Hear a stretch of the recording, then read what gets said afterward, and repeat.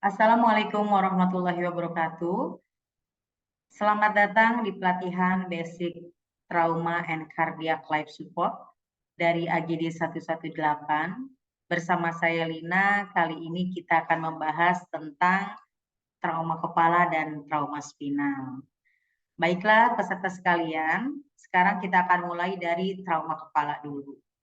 Adapun tujuan yang ingin kita capai pada materi trauma kepala adalah yang pertama, peserta mampu menjelaskan anatomi dan fisiologi dari organ intrakranial, karena anatomi dan fisiologi ini merupakan dasar dari kita dalam melakukan penanganan selanjutnya, khususnya pada fase kegawat daruratan. Kemudian yang kedua adalah peserta menjelaskan penilaian dan pemeriksaan pasien trauma kepala, serta yang paling penting, peserta mampu menjelaskan tindakan stabilisasi dan resusitasi pada pasien trauma kepala. Baiklah peserta sekalian, kita kawali dengan skenario untuk menstimulus otak kita. Kita akan bahas skenario ini dalam fase diskusi ya, dan tentunya diskusi ini bisa terjawab atau skenario ini bisa terjawab setelah pemaparan dari slide-slide berikut ini. Kita lihat dulu skenario awal. Ini ada laki-laki ya, seorang pasien laki-laki umur 30 tahun jatuh dari tangga kurang lebih 3 meter saat akan memasang lampu. Kemudian datang ke UGD dengan airway-nya snoring, nafas tidak teratur, keluar darah dari lubang hidung dan telinga, nadi 60 kali per menit, reguler, pupil kanannya dilatasi, GCS-nya 6, dengan SpO2 87% dan tekanan darahnya 185/102 mmHg. Peserta sekalian, yang akan kita diskusikan adalah prioritas penanganan pada kasus tersebut dan bagaimana cara Anda menilai dan mengatasi masalah pasien ini. Kita akan keep dulu dan sekali lagi ini akan terjawab setelah peserta melihat presentasi pada slide-slide yang akan ditayangkan. Nah, kenapa sih trauma kepala dan trauma spinal ini kita angkat? Jadi latar belakangnya adalah 80% pasien ke UGD dengan trauma kepala dan 90% kematian terjadi pada fase prarumah sakit karena trauma kepala. Di Amerika sendiri, 1,7 juta mengalami traumatic brain injury atau TBI yang biasanya akan berakibat pada kecacatan dan kematian. Nah, itu di Amerika. Kalau negara kita sampai saat ini belum ada yang meneliti kasus tentang trauma kepala. Jadi karena kita acuannya dari ATLS dan ATCN, sehingga penelitian ini tentu ada di sana, di Amerika. Dan yang paling penting dalam fase penanganan pasien trauma kepala, tujuan utamanya adalah mencegah terjadinya cedera otak sekunder. Apa itu cedera otak sekunder? Nanti kita akan jelaskan pada slide berikutnya.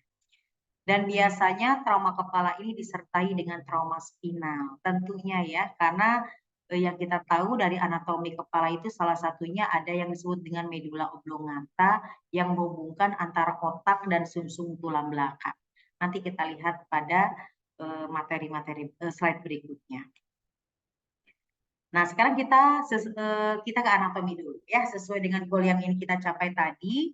Yang pertama adalah peserta mampu menjelaskan tentang anatomi dari kepala. Nah, tentunya anatomi kepala ini sangat protektif dalam melindungi otak ya. Yang melindungi otak yang paling luar, yang berhubungan dengan dunia luar adalah kulit. Di sini kulit kepala sistem vaskularisasinya baik, artinya di situ banyak sekali pembuluh darah kecil, ya, sehingga luka kecil pada area kulit ini akan menyebabkan perdarahan yang banyak, ya. Tetapi kalau di dalam kepala luka di dalam kepala relatif perdarahannya dia lebih kecil atau berkurang dibandingkan dengan luka luar meskipun kecil tapi akan menyebabkan perdarahan yang banyak. Nah, setelah kulit, berikutnya otak di lapisan kedua ada tulang atau sering kita sebut dengan kranium atau tengkorak, ya. Nah, kranium atau tengkorak ini meliputi tulang kalvaria atau kubah, ya. Nah, kubah tengkorak ini yang banyak kita kenal itu ada terbagi beberapa bagian, ya. Di situ ada bagian frontal, parietal, oksipital, ya, itu masuk ke dalam kubah tengkorak. Dan berikutnya di bawahnya atau kita sebut dengan basis atau dasar tulang tengkorak yang meliputi ada anterior fossa, ya, bagian depan, kemudian bagian tengah adalah middle fossa, dan yang paling belakang adalah posterior fossa. Setelah tulang belakang, setelah tulang atau tengkorak, berikutnya lapisan yang melindungi otak, yaitu kita sebut dengan meningen. Ya, meningen ini terdiri dari yang pertama yang langsung melekat kuat pada dinding tengkorak, itu kita sebut dura mater. Ya. Lapisan kedua itu kita sebut dengan arachnoid, yaitu lapisan tipis yang transparan antara dura mater dan pia mater. Nah, pia mater ini adalah lapisan yang langsung melekat pada permukaan otak. Nah, ini adalah lapisan-lapisan yang melindungi otak. Nah, setelah pia mater, ya, barulah ada otaknya sendiri. Jadi otak itu dilindungi oleh pelapisan yang sangat kuat. Dari mulai kulit kepala, tulang tengkorak, kemudian meningen. Nah, sekarang kita bahas anatomi tentang otak. Nah, otak sendiri itu terbagi dari 3, yaitu ada otak besar, otak kecil, dan medula oblongata. Kita ke otak besar dulu ya. Nah, otak besar ini salah satu fungsinya adalah untuk mengatur gerakan tubuh, ya. Kemudian kemampuan berbahasa, berpikir, dan menyimpan atau pusat memori.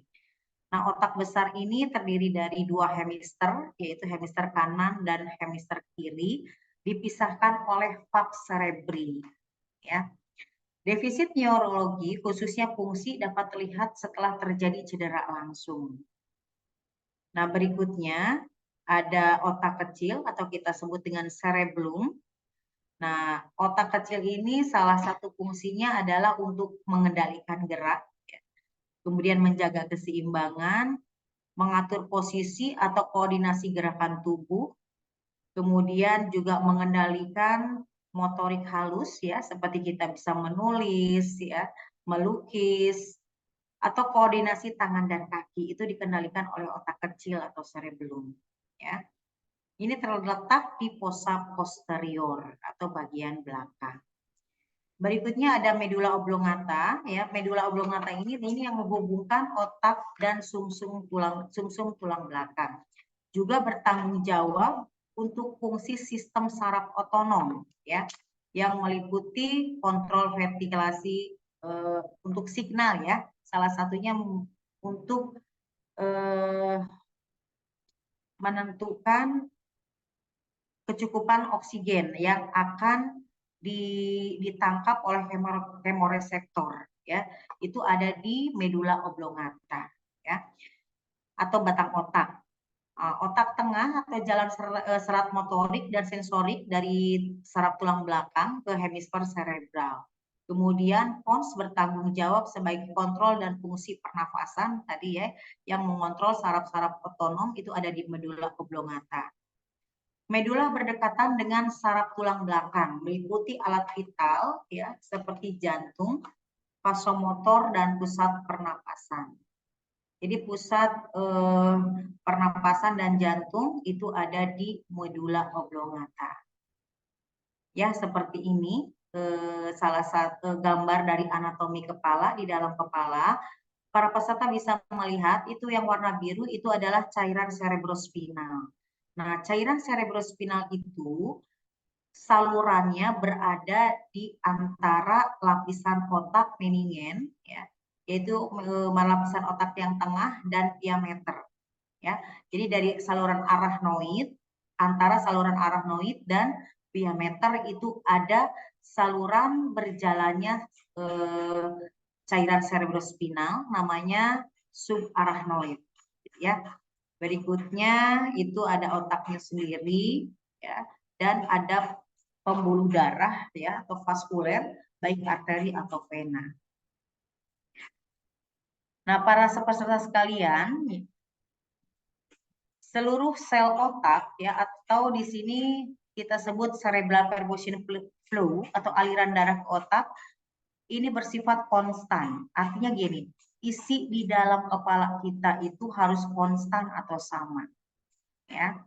Nah, untuk menjamin aliran darah ke otak itu konstan, penting untuk menyediakan glukosa dan oksigen. Jadi sederhananya, makanan sel otak kita adalah glukosa dan oksigen untuk menjamin aliran darah ke otak tetap konstan. Jadi perlu tersedianya oksigen yang cukup dan glukosa. Pastikan cerebral perfusi pressure-nya adekuat. Jadi CPP atau bahasa Indonesianya TPO, tekanan perfusi otak. TPO itu harus adekuat supaya aliran darah di otak tetap konstan, ya. Nah, nilai CPP ini kira-kira sama dengan tekanan sistolik antara 50 sampai 150 mmHg. Kemudian supaya aliran darah di otak itu tetap konstan, itu kita sebut dengan sistem autoregulasi.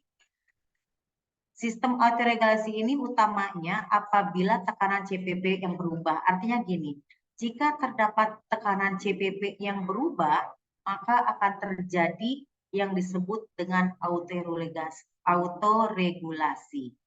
Apa itu autoregulasi? Kita lihat ya selanjutnya di slide berikutnya.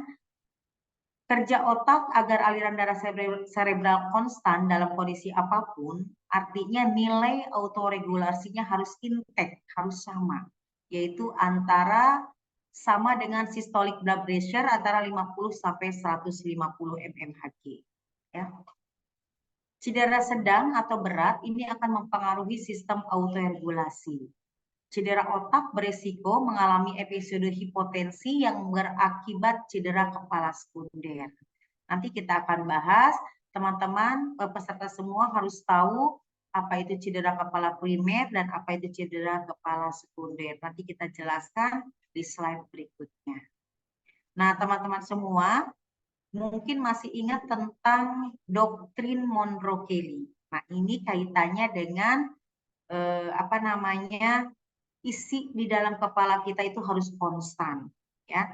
Jadi yang mungkin pernah mendengar doktrin Monro-Kelly artinya bahwa isi di dalam kepala manusia itu harus konstan.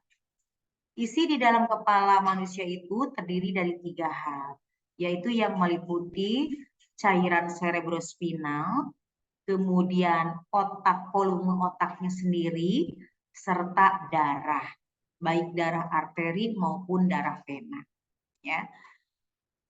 Nah, sistem autoregulasi akan terjadi jika ada penambahan massa di dalam kepala. Misalnya terjadi perdarahan, ya.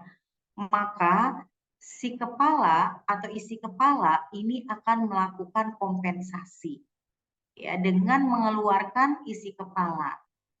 Tadi apa sih isi kepala? Kan ada 3 hal, yaitu volume otak, cairan cerebrospinal, dan darah. Maka jika terjadi penambahan massa atau ada perdarahan di dalam otak, maka yang pertama keluar adalah cairan cerebrospinal. Dia akan keluar ke salurannya. Berikutnya, kalau penambahan massa semakin banyak, darah pun akan keluar ke salurannya. Nah, itu yang disebut dengan autoregulasi, ya. Dengan keluarnya darah dan cairan cerebrospinal, diharapkan isi di dalam kepala tetap konstan. Ya, itu yang disebut dengan doktrin Monro-Kelly. Ini kalau tadi visualnya adalah seperti keran. Nah, kalau ini di dalam otak. Nih teman-teman bisa lihat ya. Ini adalah anatomi otak ketika terjadi penambahan massa. Ya. Ingat bahwa di dalam kepala kita itu isinya harus konstan. Itu yang dimaksud dengan doktrin Monro-Kelly. Isinya terdiri dari otak, ya, volume otaknya sendiri, kemudian cairan cerebrospinal itu yang warna hijau, kemudian darah, baik darah dari arteri maupun dari vena. Itu normalnya, ya. Berikutnya jika terjadi penambahan massa, ya, misalkan perdarahan, maka si cairan cerebrospinal dia akan keluar, ya, dan akan masuk ke salurannya masing-masing.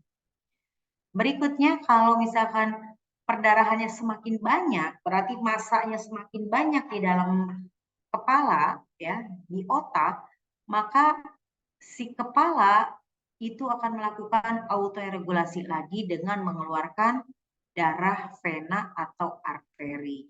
Sehingga yang diharapkan isi di dalam kepala tetap konstan. Ya. Nah ini dia teman-teman ya. Tadi dijelaskan di awal, di tujuan awal kita menangani pasien trauma kepala, salah satunya adalah mencegah atau meminimalisir terjadinya cedera kepala sekunder. Kalau ada sekunder berarti ada primer ya. Nah, yang dimaksud dengan cedera kepala primer, contohnya adalah kontusio, perdarahan, lesi, atau fraktur, itu namanya primary brain injury. Nah, primary brain injury ini tidak bisa kita tolak, atau ini bisa kita sebut takdir, gitu ya. Nah, yang bisa kita minimalisir atau kita cegah adalah supaya tidak terjadinya cedera kepala sekunder. Apa itu cedera kepala sekunder? Yaitu hipoksia. Ya, ingat salah satu makanan otak supaya cerebral perfusi flow-nya itu konstan, itu harus tersedia oksigen yang cukup. Ya, nah kalau sudah terjadi secondary brain injury, maka pasien ini akan terjadi hipoksia. Berikutnya, pembuluh darah di otak akan dilatasi, ya, vasodilatasi, ini yang akan menyebabkan hipotensi, sehingga menyebabkan tidak adekuatnya aliran darah ke cerebral. Jadi yang warna merah inilah secondary brain injury inilah yang harus kita cegah atau kita minimalisir. Bagaimana caranya mencegah secondary brain injury? Nanti kita lihat di penanganannya atau manajemen trauma kepala, ya. Nah, teman-teman sekalian, nah kalau trauma kepala formulanya ini berhubungan dengan MAP, ya, pulse pressure, TIK, ya. Nah, apa sih ini hubungannya? Nah, teman-teman tadi di slide awal saya sudah jelaskan bahwa untuk menjamin perfusi dan oksigenisasi kepala itu tetap konstan, maka nilai CPP-nya, cerebral perfusi pressure-nya antara 50 sampai 100.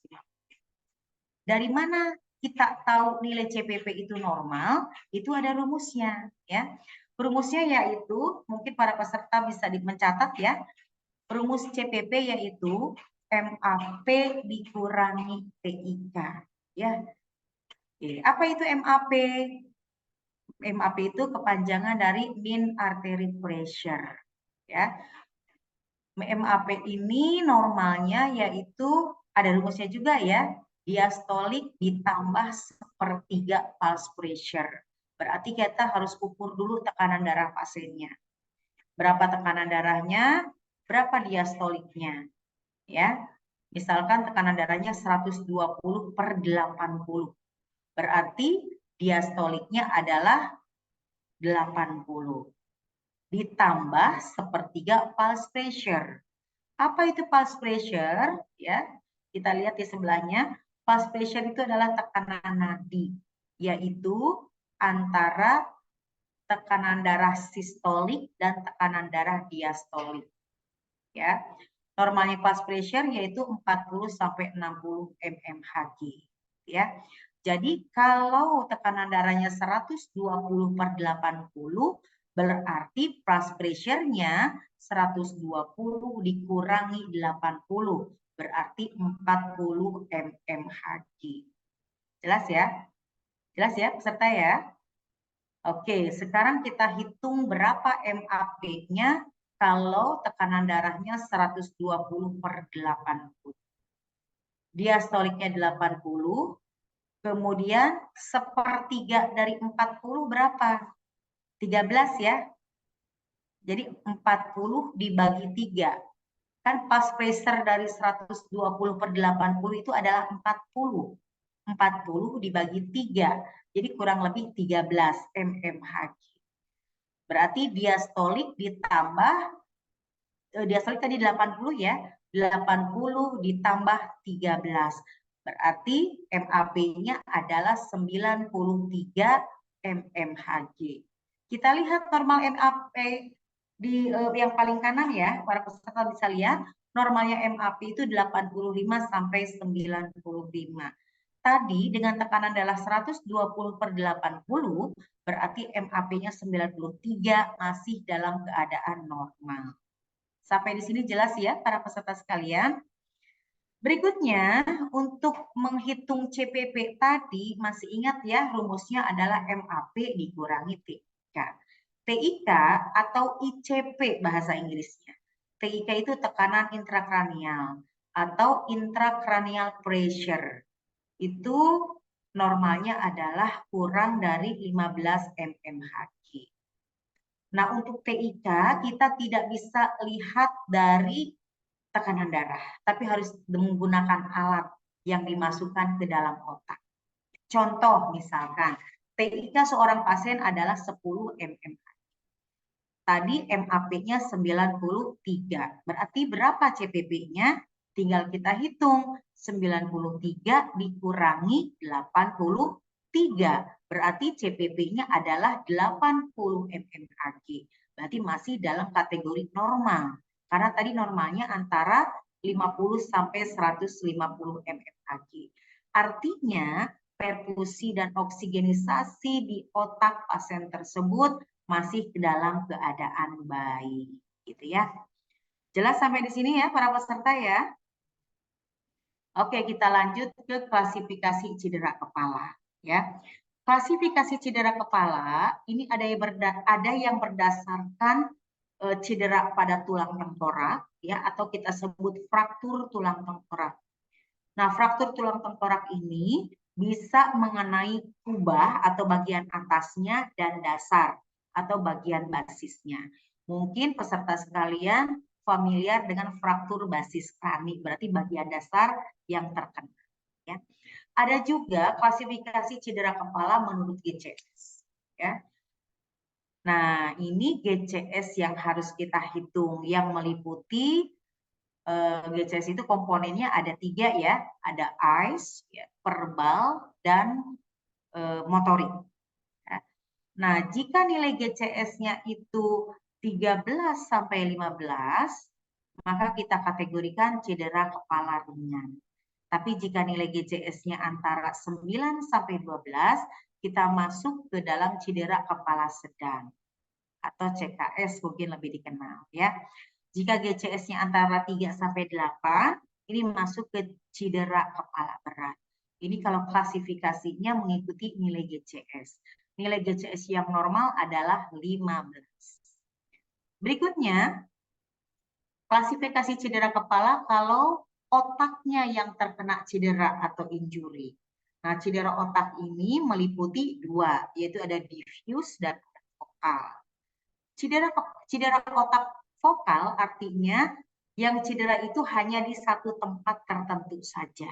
Tapi kalau cedera otak diffuse artinya cederanya lebih meluas. Artinya tingkat keparahannya adalah yang lebih berat adalah cedera otak diffuse karena cedera otaknya dia lebih luas. Kalau vokal hanya di salah satu tempat atau satu titik saja.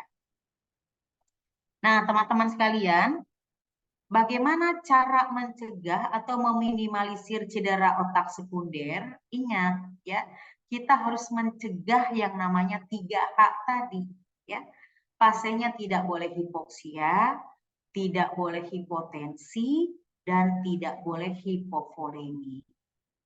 Bagaimana caranya tidak terjadi hipoksia supaya tidak terjadi hipovolemi, supaya tidak terjadi hipotensi? Maka sama prioritasnya, yaitu dengan penanganan primary survey dulu. Prioritasnya yaitu penanganan airway, breathing, sirkulasi, disability, dan exposure. Ya. Nah, jadi artinya gini, rangkaian ABCD ini seperti mata rantai. Ya. RW yang paten akan menjamin udara atau oksigen ke paru-paru dengan baik, akan mencapai alveoli dengan baik. Berikutnya, breathing yang adekuat ya akan menjamin sirkulasi tercapai, gitu ya. Jadi kalau sirkulasinya bagus, maka disability-nya pun akan bagus. Jadi antara airway, breathing, sirkulasi, dan disability itu sangat berkaitan. Jika A, B, C-nya bagus, maka D-nya pun akan mengikuti. Gitu ya.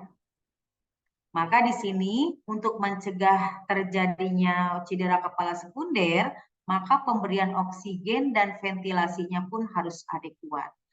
Airway paten, breathing-nya juga bagus, pemberian oksigennya juga harus bagus, ventilasinya adekuat, dan jangan lupa di sini nilai sistolik tekanan darahnya jaga minimal di angka 100 mmHg. Jadi kalau pada pasien dengan trauma kepala, nilai tekanan darah sistoliknya itu di angka 100 mmHg. Jangan lupa poin dari penanganan cedera kepala, sekali lagi saya tegaskan dan saya tekankan adalah mencegah atau meminimalisir cedera otak sekunder. Bagaimana caranya? Cegah 3H, nggak boleh hipoksia, tidak boleh hipotensi, dan tidak boleh hipovolemi. Bagaimana caranya? RW harus paten, ya, oksigenisasi dan ventilasi harus adekuat, sirkulasi pun harus bagus, ya. Jadi kalau ABC-nya oke, D-nya insya Allah juga bagus, ya. Nah, teman-teman sekalian, pemeriksaan neurologis ini ada di fase D atau disability yang meliputi GCS dan lateralisasi. Tadi di slide tentang klasifikasi cedera kepala, saya sudah sedikit singgung tentang GCS ya. Nah, GCS ini meliputi penilaian eyes atau mata, ya, nilai normal mata itu 4, kemudian penilaian verbal, nilai normalnya verbal itu 5, dan penilaian pada motorik, nilai normalnya 6. Jadi nilai normal GCS secara keseluruhan adalah 15. Pada saat peserta melakukan penilaian GCS, jangan lupa berikan tanda jam. Jam berapa Anda melakukan penilaian GCS? Tujuannya untuk melihat apakah ada perbaikan atau penurunan tingkat kesadaran. Ya, jam sekian GCS-nya misalkan 9. Ya, jam berikutnya bisa naik atau bisa turun. Nah, itu yang harus kita nilai, ya. Berikutnya, pemeriksaan neurologi selain GCS juga periksa tanda lateralisasi yang meliputi pupil, ya, kekuatan otot dan motorik. Nah, untuk pupil yang kita lihat adalah lebarnya, ya, diameternya, diameter pupil normalnya kurang lebih 2-3 mili. Selain diameter, kita juga lihat dari respon cahaya. Ya. Untuk kekuatan otot motorik, yaitu yang kita periksa adalah ekstremitas atas atau tangan dan ekstremitas bawah atau kaki. Kita bandingkan sisi kiri dan kanan, apakah kekuatannya sama atau ada salah satu kelemahan. Nah, jika ada kelainan baik di pupil atau ada salah satu kelemahan pada sisi kekuatan otot, maka di sini teman-teman tidak boleh delay dalam konsul ke dokter bedah saraf, gitu ya. Jadi segera konsul ke bedah saraf sedini mungkin jika ada penurunan GCS atau ada tanda-tanda lateralisasi.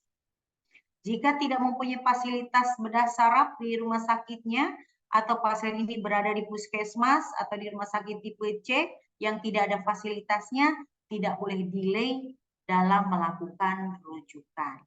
Ya. Nah, ini adalah penanganan traumatic brain injury berdasarkan klasifikasi GCS. Ya, di sini para peserta dapat membaca dengan jelas ya. Jika GCS-nya 13 sampai 15, berarti ini kita masuk ke cedera kepala ringan. Nah, di sini penanganan awalnya dikaji riwayat empelnya untuk memperkirakan cedera yang terjadi ya. Di sini pertanyaan khusus, apakah ada penggunaan antikoagulan atau tidak? Artinya dikaji riwayat penyakitnya. Dikhawatirkan pasien ini menggunakan obat-obat antikoagulan atau pengencer darah. Dan tentu akan berpengaruh pada tingkat keparahan serta penanganan pada pasien TBI ini. Ya. Bila tidak ada indikasi, ya, maka di sini kita langsung cari MIST-nya, mekanisme injury, sign and symptom, dan terapinya. Kita kaji GCS awalnya berapa, apakah dia bingung, amnesia, ya, kemudian kejang, ya, sakit kepala, ya, sakit kepalanya hebat atau tidak. Nah, untuk kajian ini kita bisa untuk mencari tanda-tanda tekanan intrakranial meningkat atau tidak, ya. Nah, tadi saya maaf lupa menjelaskan, TIK memang tidak bisa kita lihat dari tekanan darah, tapi kita bisa lihat dari tanda dan gejala TIK meningkat, tekanan intrakranial meningkat. Salah satunya yaitu sakit kepala hebat. Makanya di anamnesa atau ditanya pasiennya apakah ada keluhan sakit kepala hebat atau tidak. Berikutnya, apakah ada muntah proyektil lebih dari 3 kali atau tidak. Berikutnya, tekanan darahnya meningkat, tapi nadinya bradikardi. Itu adalah salah satu tanda dan gejala TIK meningkat. Maka di sini para peserta harus mengkaji lebih teliti dulu untuk menilai apakah pasien ini sudah mengalami peningkatan TIK atau belum. Nah, pada skenario survei di cedera kepala ringan, ya, ini termasuk penilaian neurologis yang menyeluruh, ya. Nah, bila ada indikasi, ya kita lihat ke bagian berikutnya, ya. Kalau tidak ada indikasi, pasien boleh dipulangkan. Tapi jika ada indikasi, ya, misalkan tidak tersedia CT scan, CT abnormal, tengkorak, atau apa namanya, rembesan cairan cerebrospinal, atau GCS tidak kembali menjadi 15 dalam waktu 2 jam. Ini pasien tidak boleh dipulangkan, harus dirawat.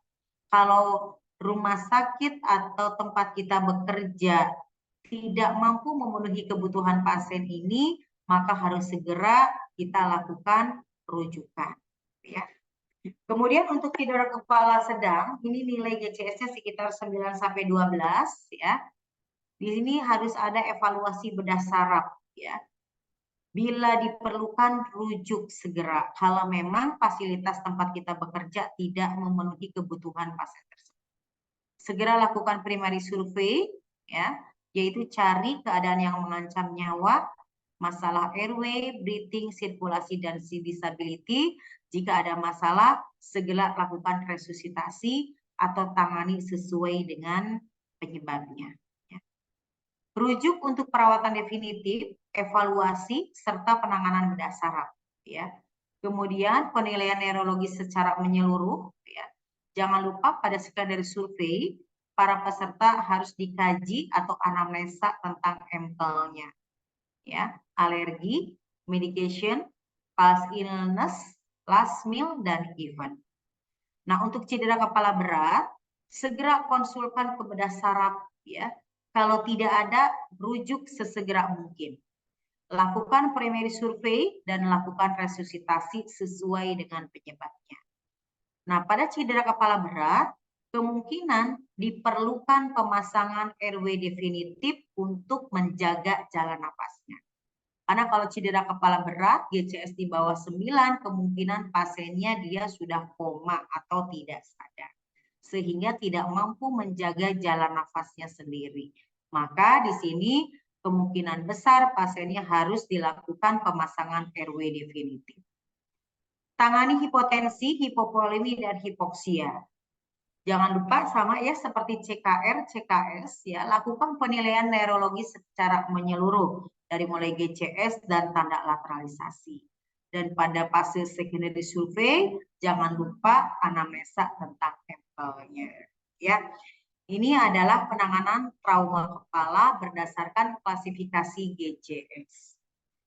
Oke, mengulas tentang GCS dulu ya, para peserta mengingatkan ya. Kita akan lihat nilai normal GCS ya, meliputi ICE, kemudian verbal dan motorik. Teman-teman kita lihat ke ICE dulu ya. Nah, ICE nilai normalnya mata yaitu 4. Ya, dikatakan 4 jika bisa membuka mata secara spontan. Itu ya, ada keterangannya. Kemudian nilai 3 diberikan jika pasien membuka mata dengan rangsang suara. Ya, contoh, pasiennya merem saja, kemudian kita panggil, Pak, bisa buka matanya? Jika dia membuka mata, berarti nilainya 3. Nilai 2 diberikan jika pasien tersebut dia membuka mata dengan rangsang nyeri. Dan nilai 1 diberikan jika pasien tersebut tidak ada respon, baik rangsang suara, rangsang nyeri, no respon. Ya, kita berikan nilai 1. Berikutnya pada verbal, ya nilai normal verbal adalah 5. Artinya pasien tersebut dia orientasinya bagus, ya orientasi terhadap waktu, tempat, dan orang. Ya, jadi kalau kita bertanya kepada pasien, tanyalah ke arah orientasi waktu, tempat, dan orang. Contoh kita tanya nama, ya, ingat tidak kejadiannya bagaimana, gitu ya. Itu bisa kita tanya untuk menilai verbalnya apakah 5 atau nilai yang lain. Berikutnya, nilai 4 diberikan pada pasien yang bingung. Ya, artinya antara pertanyaan dan jawaban itu tidak nyambung, gitu ya. Kemudian nilai 3 diberikan pada pasien dengan nilai verbal ketika verbalnya dia tidak mampu merangkai sebuah kalimat. Misalnya dia hanya yang diucapkan hanya satu kata, jadi bukan rangkaian kalimat. Contohnya misalkan, mungkin teman-teman bisa lihat ya kalau pasien dengan hipoksia, gelisah, dia meracau misalkan hanya kebun binatang semua keluar, ya. Jadi hanya satu kata gitu ya, itu contoh ya. Itu untuk yang nilai 3, dia tidak mampu merangkai kalimat. Nilai 2 diberikan pada pasien yang hanya mengeluarkan erangan, dia hanya mengerang atau merintih. Dan nilai 1 diberikan pada pasien yang tidak ada respon. Berikutnya adalah nilai motorik. Ya, motorik nilai normalnya ada 6. Artinya nilai 6 ini diberikan pada pasien yang mengikuti perintah. Jadi kalau kita minta, Pak, tolong angkat tangan kanannya, dia mengikuti, dia mengangkat tangan kanannya. Berarti kita berikan pasien tersebut dengan nilai 6. Nilai 5 diberikan pada pasien yang melokalisirnya. Ya, artinya kalau kita mencubit atau memberikan rangsang nyeri di suatu tempat, pasien tersebut tahu mana yang sakit. Nilai 4 diberikan pasien dengan respon fleksi normal, ya. Jadi kalau kita rangsang nyeri, ya, dia berusaha menjauh, dia menjauh, jadi nggak nyampe ke tempat yang nyeri tadi, ya. Nanti kita lihat ada di gambarnya, ya. Kemudian nilai 3 ini diberikan pada pasien yang fleksi abnormal, ya. Fleksi itu artinya dia menekuk, ya. Dan nilai 2 diberikan pada fleksi yang ekstensi abnormal, dan 1 no respon. Kita lihat ya, sini ada. Ini teman-teman bisa lihat ya. Itu yang paling atas, gambar yang paling atas itu yang following command atau mengikuti perintah, ya. Nah, yang melokalisir nyeri yang kedua ya dari atas. Sedangkan withdrawal atau fleksi normal, ya. Oke, misalkan yang dicubit adalah femurnya, tapi dia bukan mendekati femur, tapi menjauhi femur. Jadi fleksi, tapi normal fleksi.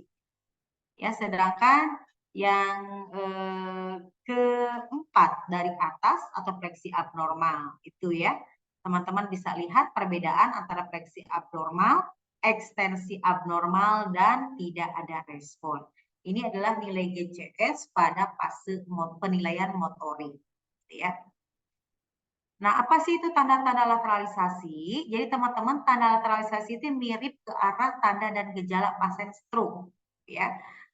Oke, tapi salah satu contoh di sini ada pupil mata yang tidak sama atau anisokor. Kemudian deviasi mata ke satu sisi. Wajah tidak simetris, ya, mirip dengan pasien stroke. Kemudian kepala miring ke salah satu sisi. Atau hipo atau hipertonia ya asimetris. Jadi ototnya tidak simetris.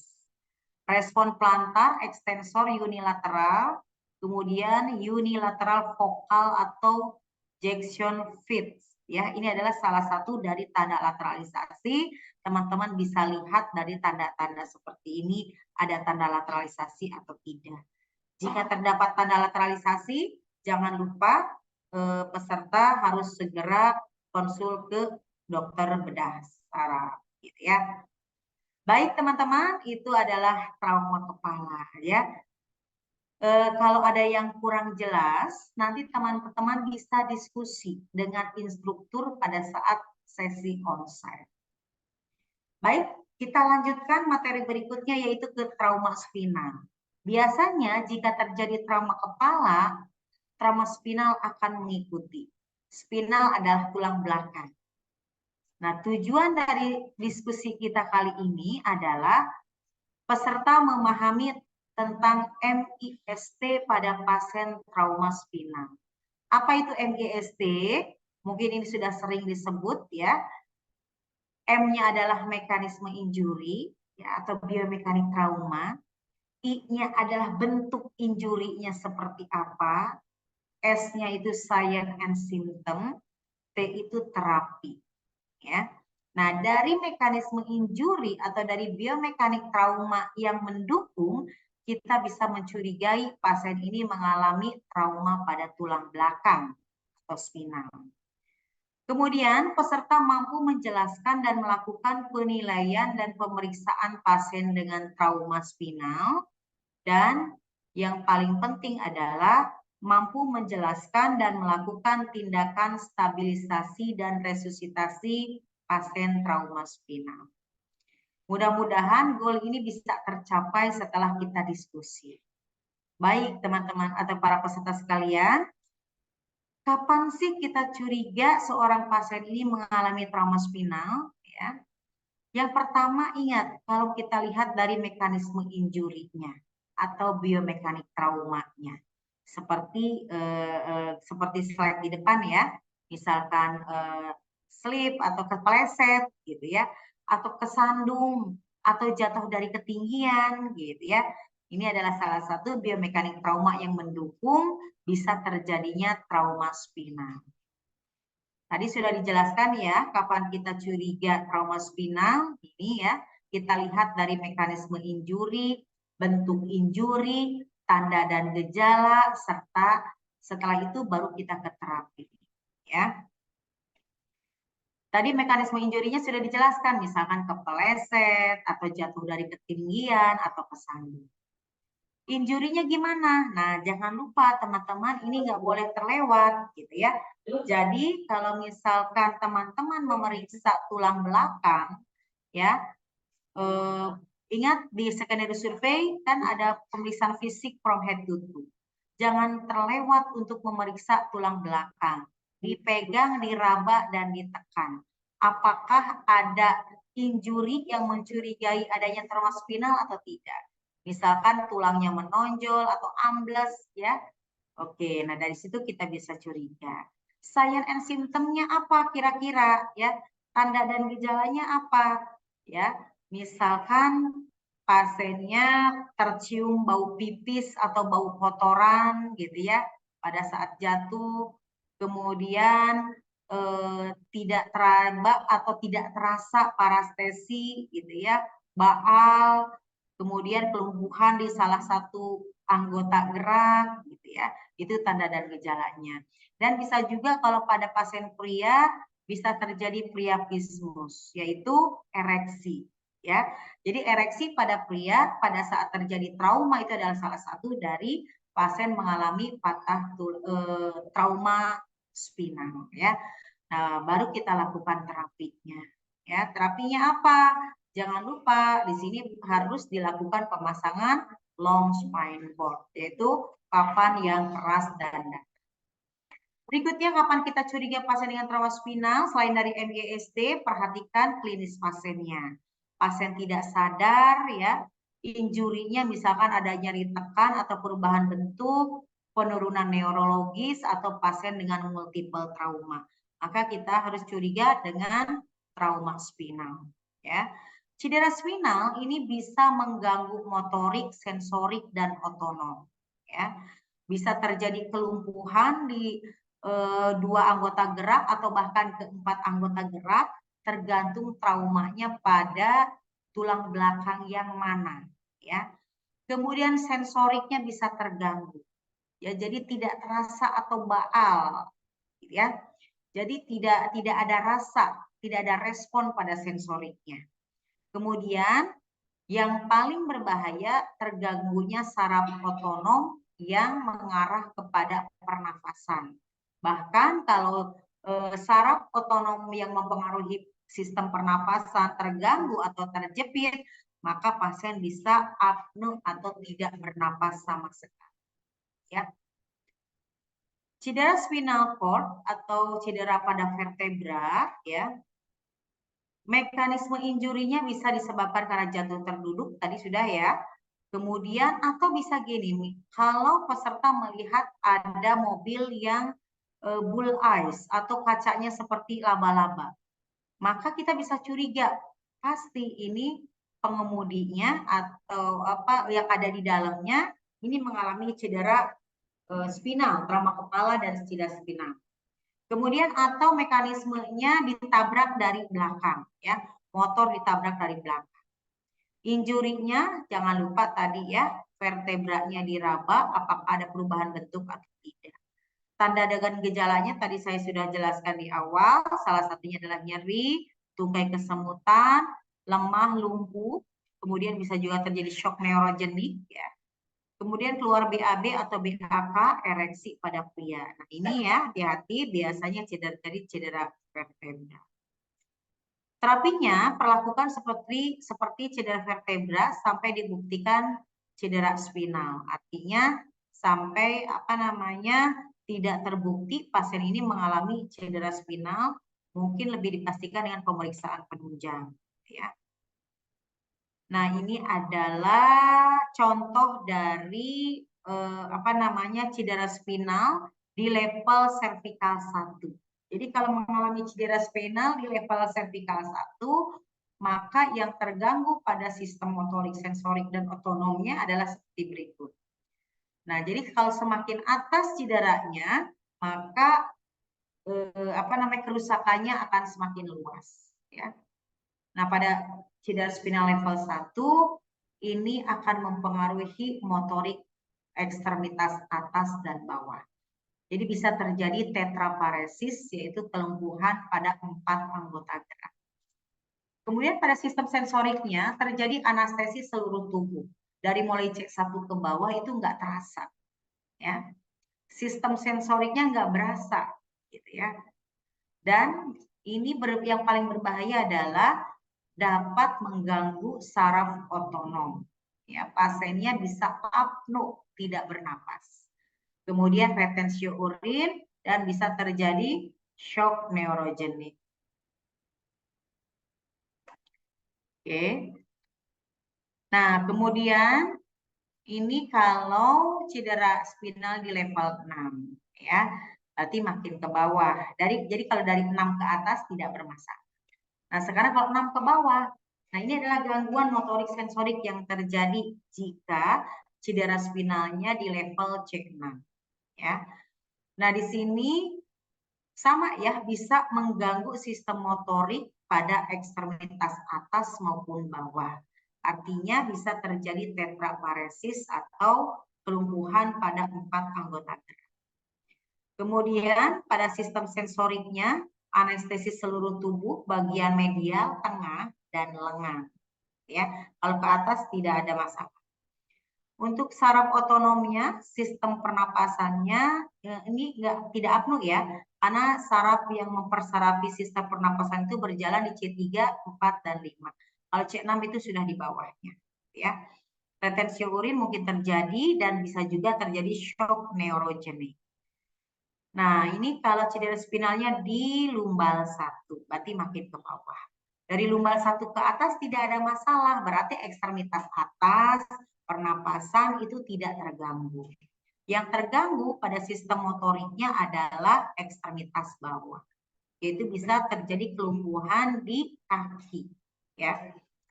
Untuk sensoriknya dari lumbal 1 ke bawah mengalami anestesi tungkai, artinya nggak terasa kebal. Untuk sistem otonomnya pernapasan tidak terganggu ya, masih normal ya. Retensi urin masih bisa terjadi, kemudian bisa juga terjadi shock neurogenik, ini bisa iya bisa tidak ya. Jadi bisa terjadi shock neurogenik, bisa tidak. Jangan lupa teman-teman atau para peserta sekalian, tanda-tanda shock neurogenik adalah salah satunya nadinya beradikat di bukan kaki ya. Ini adalah penanganan pasien dengan trauma spinal, sama ya prioritasnya, selalu utamakan yang mengancam nyawa, yaitu masalah airway, breathing, sirkulasi, disability, dan exposure. Atasi dulu primary survey ya. Setelah stabil, kita masuk ke prioritas berikutnya ya. Jangan lupa pencegahan atau proteksi merupakan prioritas. Selanjutnya deteksi. Selalu gunakan long spine board dan cervical collar selama pemeriksaan evaluasi. Tambahkan padding di atas long spine board untuk mencegah dekubitus. Jadi, peserta sekalian, jika Anda akan menggunakan long spine board, jangan lupa long spine boardnya gunakan padding atau bantalan supaya kulit pasien tidak menyentuh langsung papan yang keras. Ya, tujuannya do no further harm, tidak membuat cedera lebih parah. Ya. Berikutnya cegah cedera sekunder. Ya, tadi salah satunya adalah komplikasinya adalah dekubitus. Nah, dan di sini sama dengan yang lain, ventilasi dan oksigenisasi harus adekuat ya. Oksigenisasi ke perifer harus bagus. Perfusi ke spinal juga harus adekuat ya. Tekanan darah harus stabil dan perhatikan apakah ada shock neurogenik atau tidak. Hati-hati para peserta sekalian, penggunaan obat-obatan, narkotik, alkohol ini akan membiaskan penanganan kita pada pasien cedera spinal.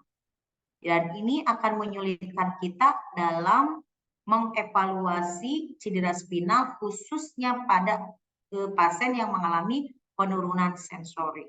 Ya, ini jadi jebakan Batman buat kita. Ya. Kemudian mudah terjadi dekubitus pada pasien tidak sadar dan lumpuh.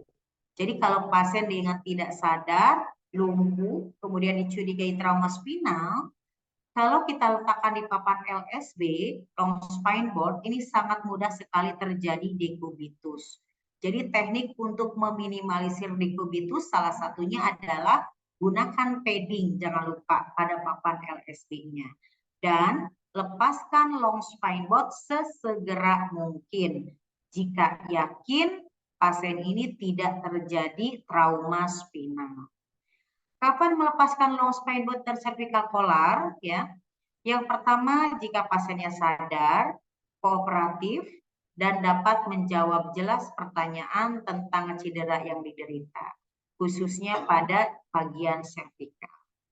Kemudian tidak ada nyeri atau tidak ada perubahan bentuk di leher atau spinal.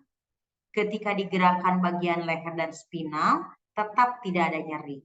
Dan yang paling pasti X-ray-nya bersih. Gitu ya. Kapan kita harus merujuk pasien dengan cedera spinal? Ya, pertama jika mengalami penurunan neurologis. Ya, kemudian terjadi pada patah tulang yang tidak stabil, khususnya pada cedera spinal, dan fasilitas di tempat kita kerja tidak mampu memenuhi kebutuhan pasien tersebut. Itu tidak boleh mencegah atau menunda proses rujukan. Ya, segera, tidak boleh delay. Bagaimana cara merujuknya? Pastikan ABCD stabil, ya. Jadi meskipun kita bekerja di fasilitas kesehatan yang paling rendah, fasilitasnya terbatas, tapi untuk menstabilkan ABCD tetap harus bisa, meskipun kita berada di lingkup fasilitas kesehatan yang terendah. Maka fungsi dari pelatihan BTN-CLS salah satunya adalah untuk menangani fase kegawat daruratan. Cegah dulu mencegah kematian, ya. Jadi life saving dulu itu yang kita harapkan. Penggunaan LSB plus padding selama perjalanan wajib dilakukan untuk mencegah defibrilis, cegah hipotermi, dan jangan lupa sebelum kita merujuk komunikasikan ke rumah sakit rujukan. Jadi jangan langsung bawa, ternyata nyampe di tempat rumah sakit rujukan tidak ada tempat, fasilitasnya tidak memadai, akhirnya pasien harus dirujuk lagi. Akhirnya yang dirugikan siapa? Pasien. Ya. Baik, kita kembali ke skenario awal. Laki-laki 30 tahun jatuh dari tangga 3 meter saat akan memasang lampu. Dari biomekanik traumanya ini mendukung sekali pasien dengan cedera kepala dan spinal. Jadi ketika pasien datang, para peserta atau penolong segera fiksasi kepala dan leher serta tulang belakang secara inline. Ya. Kemudian pasiennya RW-nya snoring, berarti pasien ini mengalami sumbatan jalan napas parsial karena pangkal lidah. Segera pasang OPA. Napas tidak teratur, berikan ventilasi dan oksigenisasi yang adekuat. Ya. Dan di sini ada darah keluar dari lubang hidung dan telinga. Ya. Artinya di sini pasien ini terjadi salah satunya adalah tanda-tanda dengan fraktur basis krani. Nadinya 60, pupil kanannya dilatasi, GCS 6, SpO2 87%, tekanan darahnya 185/102. Artinya di sini RW-nya terganggu, snoring, pasang OPA. Ya, kalau ada darah suction. Napas tidak teratur, berikan oksigen dengan saturasi tinggi. Dan di sini teman-teman perhatikan GCS-nya 6, artinya terjadi cedera kepala berat. Indikasi untuk dipasang RW definitif. Ya, hubungi dokter, di RW-nya harus dipasang RW definitif. Pasang nekolar, pasang RW definitif. Ya, berarti breathing-nya dengan bantuan bagging atau ventilator 10 kali per menit atau sesuai setting dengan ventilatornya. Ya. Kemudian teman-teman di sini keluar darah dari lubang hidung dan telinga. Ini adalah salah satu tanda dari fraktur basis krani, ya. Dan juga fraktur servikal, ada jejas dari mulai kepala ke arah kranial. Nadi 60, berarti pasien ini tidak dicurigai shock hemoragik, ya. Tapi ini dicurigai shock neurogenik karena nadinya bradikardi, tensinya tinggi. Dan ini pun salah satu kemungkinan TIK-nya sudah meningkat, ya. Tetap dipasang infus 2 jalur tapi tidak perlu diguyur, ya. Karena ini pasien bukan shock hemoragik, ya. Pasang infus, ya, tidak perlu diguyur. Kemudian disability-nya mengalami cedera kepala berat. Ini oksigenisasi harus ada, RW harus paten, oksigenisasi ventilasi harus adekuat, sirkulasi juga harus bagus, ya. Berikutnya SPO2-nya 87, berarti tadi sudah kita atasi dengan pemasangan RW definitif dan pemberian napas bantuan melalui BVM atau dengan ventilator. Tensinya 185/102, pupil mata dilatasi, berarti di sini kemungkinan ada massa pada otak. Kalau yang dilatasinya pupil kanan berarti massa atau perdarahannya ada di otak sebelah kanan. Periksa kelemahan motoriknya. Karena ingat jarasnya otak turun adalah kontralateral atau berlawanan arah. Jadi di sini teman-teman harus teliti memeriksa tanda lateralisasi lain ya. Salah satunya adalah kelemahan di salah satu sisi ya. Oke, kemudian untuk kecurigaan TIK-nya apakah di sini terlihat nadinya turun, tensinya naik, mungkin bisa head up, tinggikan kepala kurang lebih 15 derajat. Yang ditinggikan adalah long spine bone-nya yang bagian kepala ya. LSD-nya yang ditinggikan supaya tulang belakangnya tetap lurus ya, spinalnya tetap inline. Exposure jangan lupa cegah hipotermia. Sesegera mungkin pasien ini harus konsul ke bedah saraf ya, itu yang harus kita lakukan. Baik teman-teman ya, jadi kesimpulan untuk penanganan pasien trauma kepala ya, ini adalah kesimpulannya. Trauma kepala dan trauma spinal tentunya ya.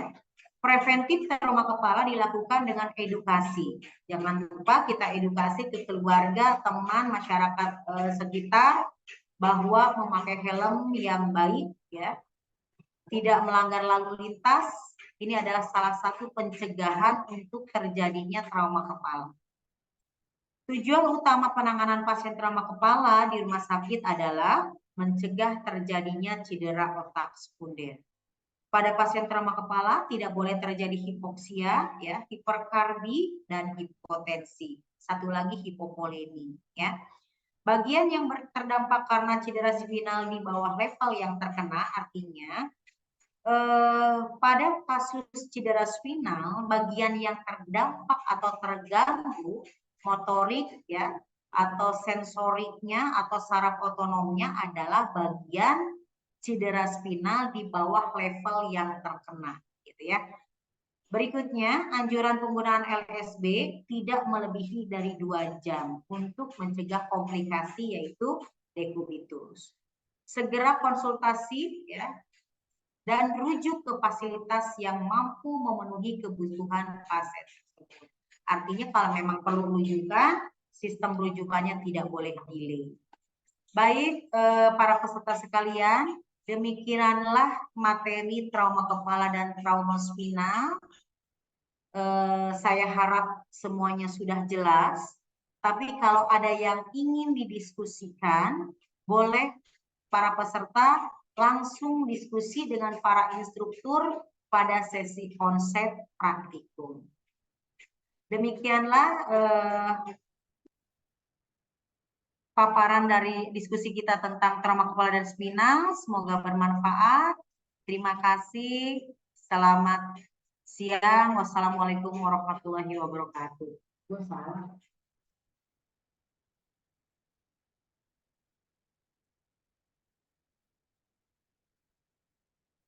Baik teman-teman sekalian, para peserta sekalian, kami mengajak teman-teman untuk mengikuti kursus selanjutannya. Ini bisa menghubungi marketing ambulan gawat darurat 118 atau boleh melalui email atau web dari ambulan 118.